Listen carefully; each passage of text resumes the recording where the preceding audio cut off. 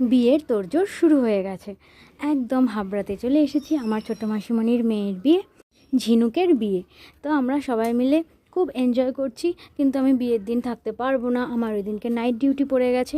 তো ওই জন্য আমি একটু আগে আগে এসে গিয়ে তো ওর যে সমস্ত জিনিসগুলো ছিল, যেমন গাছকৌটো, সিঁদুর কৌটো, কুলো, পান পাতা, শাড়ি, যাবতীয় সমস্ত জিনিস নিয়ে আমরা একটা ব্লগ করলাম। জানাবেন প্লিজ কেমন লাগলো। আর ও মন খারাপ করে বসেছিল, তো ওকে বললাম চল তোকে একটা শাড়ি পরিয়েই দিই। তো এই শাড়িটা সুন্দর হয়নি বলুন, এই ব্লাউজটা আমি ওকে তৈরি করে দিয়েছি। আপনারা জানান আপনাদের কেমন লাগলো। ভালো লাগলে একটু লাইক, কমেন্ট আর শেয়ার করে দেবেন।